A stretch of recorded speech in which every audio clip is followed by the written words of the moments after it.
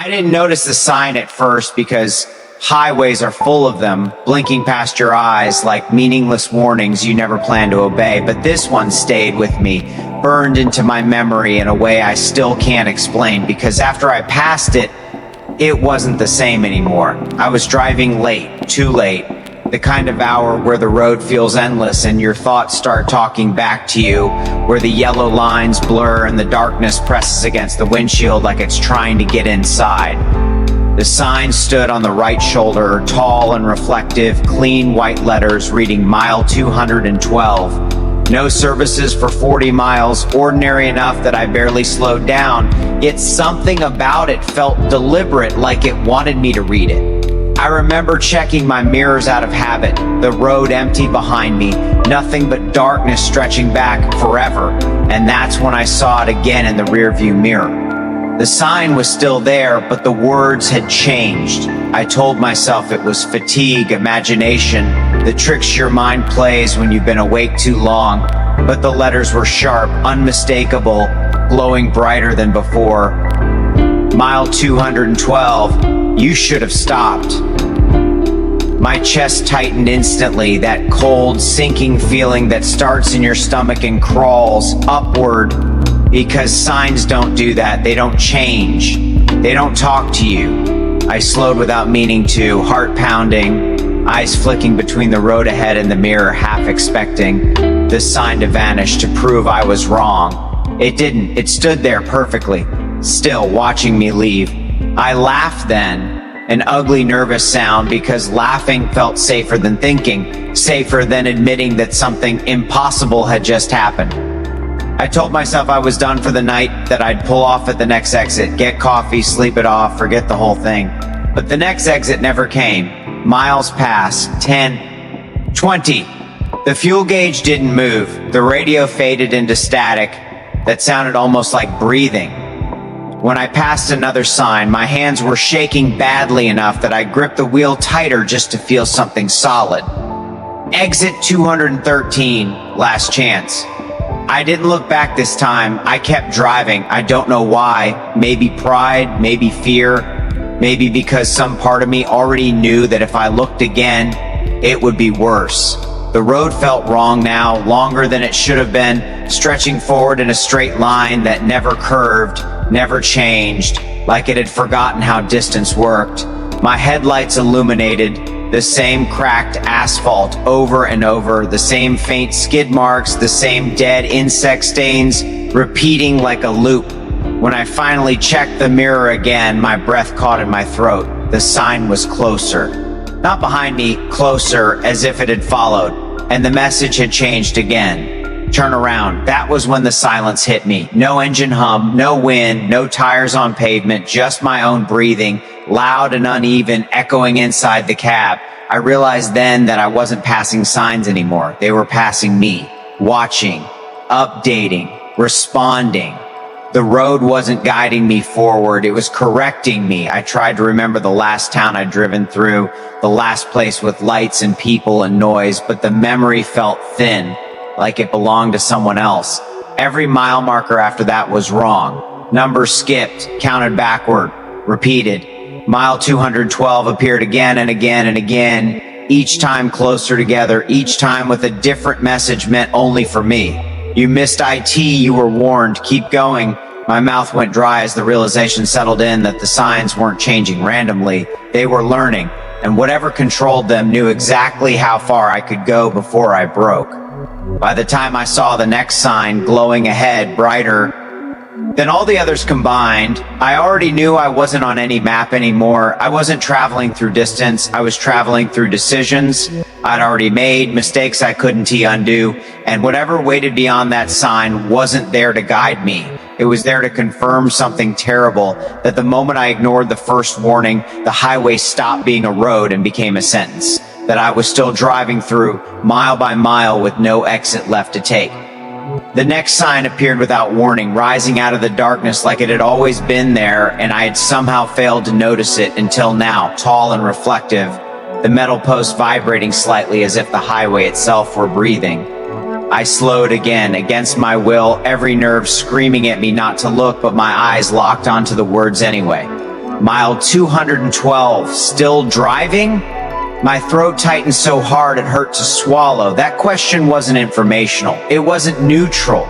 It was aware. It knew I hadn't stopped. It knew I was still here. I pressed the gas harder, watching the sign slip past the passenger side window, refusing to check the mirror this time because I couldn't take seeing it again, couldn't take confirming what I already knew deep down, that the road was no longer something I was moving through. It was something that was tracking me.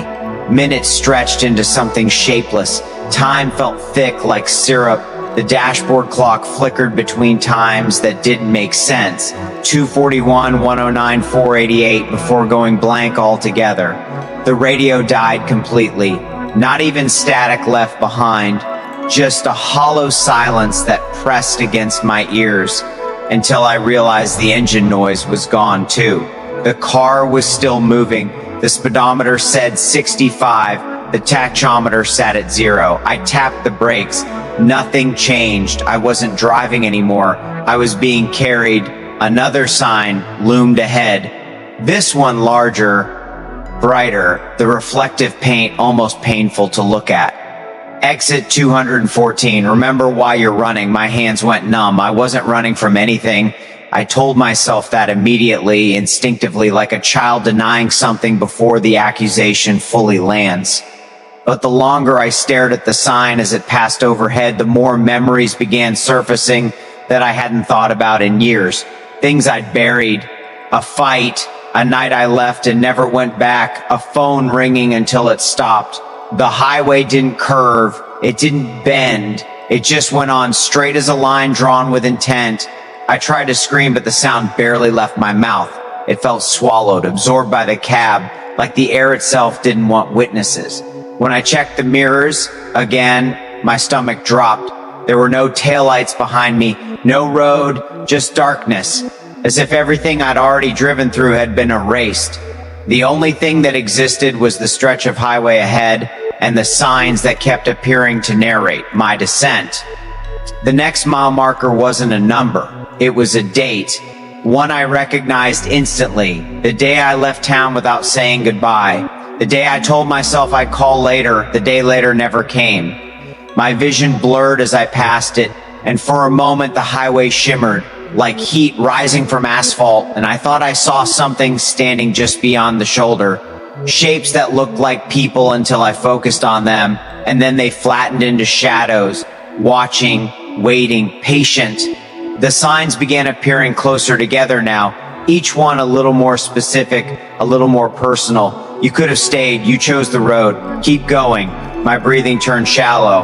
I realized then that the signs weren't warnings anymore. They were instructions. And worse, they were approvals. I tried to turn the wheel. The tires didn't respond. The car stayed perfectly centered in the LA. Nay, gliding forward with mechanical obedience. Panic clawed at my chest as I slammed my foot down, then yanked the steering wheel with both hands. Nothing.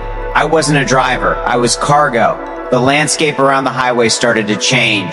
The trees pulled back, replaced by open fields that went on forever, flat and empty, the sky above them starless and wrong, like a painted ceiling. I passed another sign. Speed limit, doesn't matter. That was when I started laughing, loud, broken laughter that startled even me, because if I didn't laugh, I was going to understand exactly what was happening, and once you understand something like this, you can't unknow it.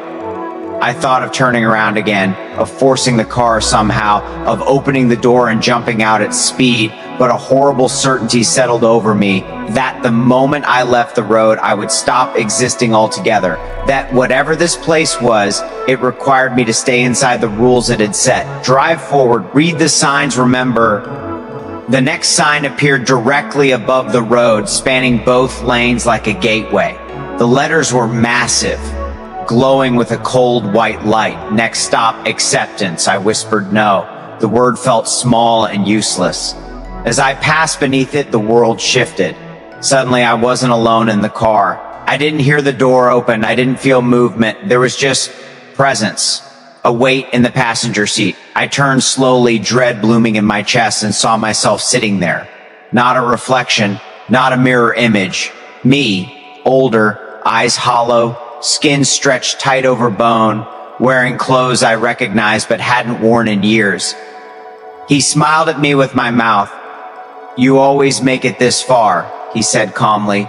I demanded to know what he was. He shrugged. "I'm what happens when you keep driving." Ahead, another sign waited. "Final exit, you know where this goes." The other me leaned closer, his voice low. "You can still stop," he said. "But stopping doesn't mean going back."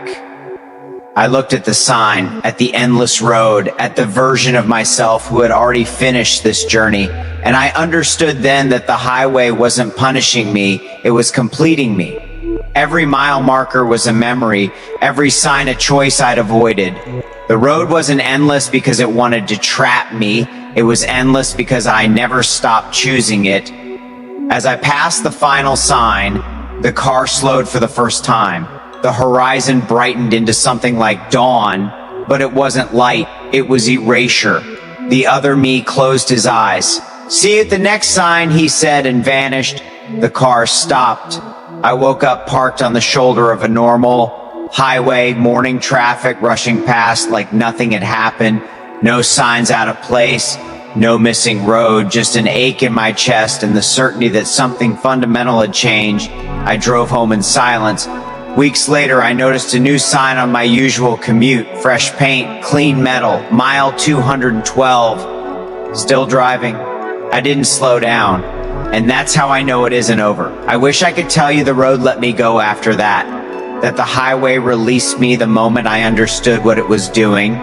But endings like that are a comfort we invent to make stories survivable. And this wasn't a story meant to be survived so cleanly. Life went on, at least on the surface, the way it always does after something impossible happens. Mornings arrived on time. Traffic lights changed when they were supposed to. People asked normal questions and expected normal answers. And I learned very quickly how to lie without sounding like I was lying. Because how do you explain that a road looked back at you and decided you weren't finished yet?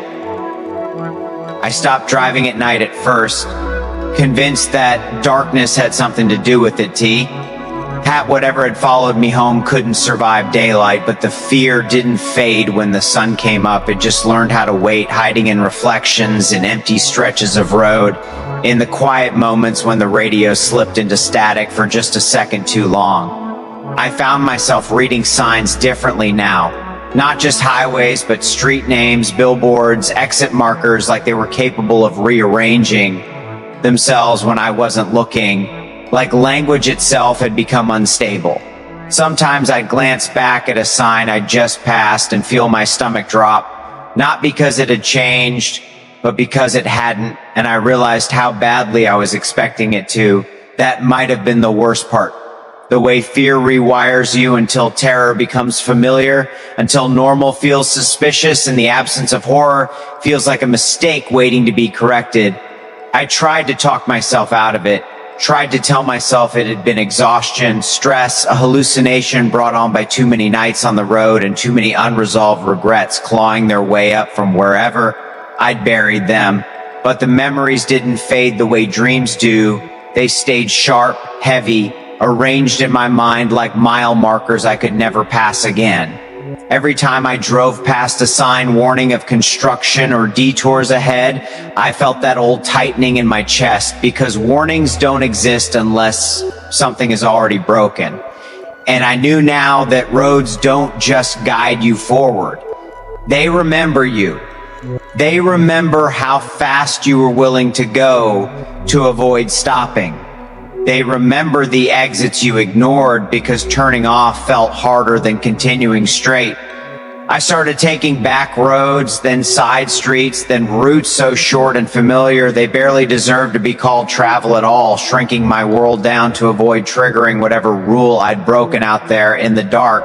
But it didn't matter, because the highway wasn't a place anymore, it was a pattern, and patterns don't stay contained.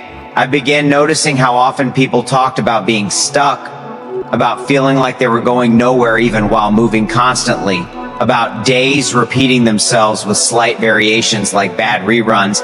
And every time someone said it, I felt that same cold recognition I'd felt when the first sign changed behind me. Sometimes when I stopped at a light, I'd see my reflection in the windshield, and for a split second it wouldn't match how I felt inside, like I was lagging behind myself, like another version of me was still out there driving, still passing signs that knew his name. I stopped checking my mirrors altogether after one night when I caught a glimpse of something familiar in the glass. Not a face, not a figure, just the sense of being followed by my own momentum, by every choice I'd ever made that favored movement over meaning. Sleep didn't help. Dreams turned into long corridors of asphalt and white paint and glowing letters that rearranged themselves the moment I understood them. Dreams where I was always almost at an exit, always just a few miles away from stopping, only to realize I'd already passed the place where stopping was possible. I started paying attention to people who walked instead of drove, to the way they moved slower, how they existed fully in each step instead of rushing toward the next destination. And I wondered if that was the secret, if slowness was a kind of protection. But the truth was harder than that, because it wasn't speed that trapped me, it was avoidance. The highway didn't punish me for driving. It responded to the fact that I didn't want to arrive anywhere that required me to face what I'd left behind. And that's the part I don't like admitting even now, that the signs didn't lie.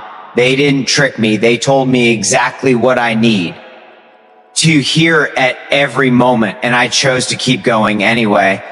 Even now, writing this, I feel that familiar pull, the temptation to frame it as something external, something supernatural that happened to me rather than something that met me halfway, because it's easier to believe the world is cruel than to accept that it's responsive, that it listens, that it notices patterns in our behavior and reflects them back when we least expect it. I don't know if the highway still exists in the way I experienced it, or if it only appears for people who are ready for it, people who have mastered the art of motion without resolution, people who treat forward movement like virtue and stillness like failure. What I do know is this: every time you ignore a warning because it's inconvenient, every time you tell yourself you'll deal with something later instead of now, every time you choose momentum over meaning, you're laying down another stretch of road, another sign waiting patiently to be read. Most people never notice when they pass it. Some people notice and keep driving, and a few, the unlucky ones or maybe the honest ones, look back and realize the message has changed, that it was never meant for everyone, only for them. If you're listening to this while driving and you feel the urge to check your mirrors right now, I understand. If you've ever felt like your life is a series of exits you're always just missing, I understand that too. I don't know how to fix it. I don't know if there's a way back once the road decides you're part of it, but I do know this: the next sign you pass is paying attention, and whether it changes or not depends less on where you're going, and more on whether you're willing to stop when it finally tells you to.